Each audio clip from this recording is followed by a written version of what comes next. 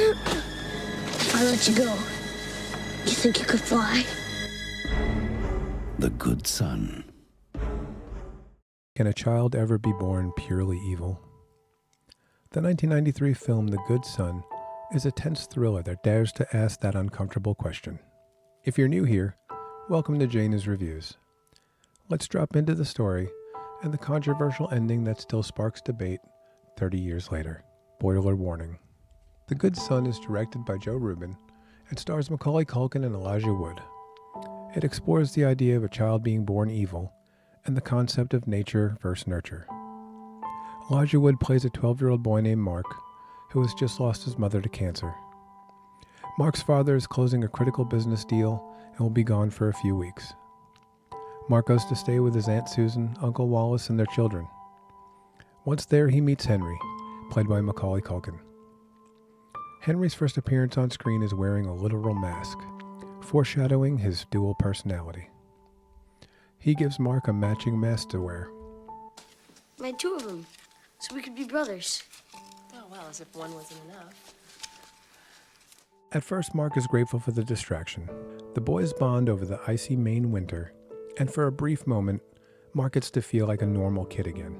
Henry is smart, polite, and friendly to a fault, helping his mother and caring for his younger sister. He appears to be the perfect little boy, but slowly the mask starts to fade away, and Mark begins to see his darker side. When a branch breaks under Mark's feet, Henry catches him and with an evil grin says, "Do you think you could fly?" Henry murders a neighbor's dog with a homemade crossbow. When Mark reacts in horror, Henry coolly reminds him that they disposed of the body together. If Mark tells, no one will believe him. He's trapped. Henry says, Once you realize you can do anything, you're free. Mark, still grieving over his mother, begins projecting onto his Aunt Susan. He tells Henry, "She's my mother now." The dangerous games and rivalry escalate until Henry threatens his younger sister, Connie. Mark stays by her side and becomes afraid to fall asleep. He learns that Henry had a younger brother named Richard that drowned in the bathtub. He knows in his heart that Henry murdered him, and Connie may be next. The turning point comes when Henry takes his little sister Connie ice skating. Mark wakes to find them gone and races to the frozen lake. Henry spins Connie faster and faster until he releases her, sending her sliding towards a sign that says "Danger, Thin Ice."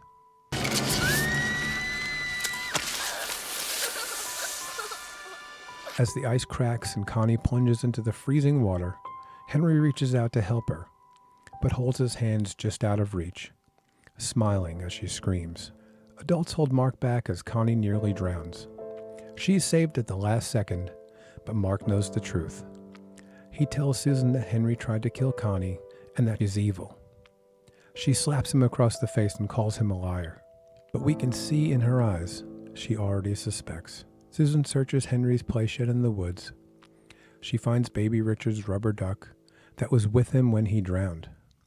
She confronts Henry and finally asks him, Did you kill Richard? What if I did? The idea of the murderous and evil child has been explored by Hollywood before. The Omen, Orphan, Children of the Corn, and most famously, The Bad Seed, ask the same dark question. Could a child exist with no conscience? Hollywood movies make a dramatic spectacle, but what does psychology say about a child being born evil? Therapists would never use the word evil to describe a child, but they do exist. These children are classified as having callous, unemotional traits. These traits include very low fear response, high thrill-seeking, low empathy, difficulty bonding, and low sensitivity to punishment. Psychology tells us that children are never born evil, but some are born with a higher risk for cruelty. Biology loads the gun, and the environment pulls the trigger. So how do we explain real-life cases of killer children? Mary Bell, age 10, murdered two young boys in 1963, and then sought out their grieving mothers just to hear them cry. In 1993, the same year this film was released, Two 10-year-old boys abducted toddler James Bulger from a shopping mall and killed him simply for the thrill of it. Can a child like this be cured? Science says that there's no definitive cure for a CU trait child, but there can be major improvement through early intervention. Family involvement and intense therapy can lead to a better outcome for their lives. But what happens when help is refused? What happens when the child doesn't want to change? Susan tells Henry that she'll get him help, that he can be redeemed. Henry's response? I don't want to be put away. I'd rather be dead. He turns and runs towards the cliffs. She loses sight of him and stands on the cliff screaming his name. Henry leaps from the bushes. I guess you don't know me very well, Mom.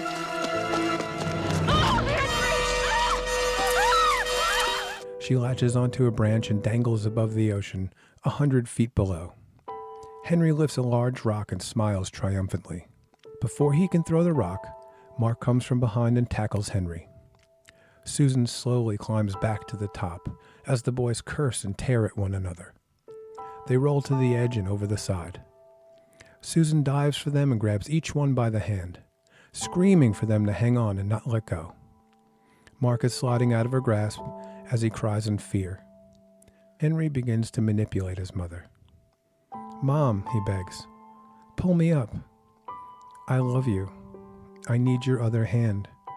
We see the torment in his mother's eyes as she looks between the two boys, her own son, the child she carried and raised, and her nephew, an innocent boy who's lost everything. And then, in the most controversial and shocking moment of the film,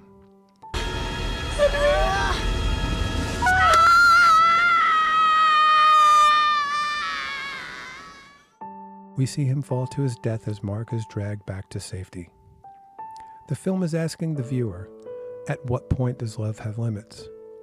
At what point does protecting others outweigh protecting your own child? Could a mother actually let her son go, even if he was evil? I remember my own mother being upset with this film.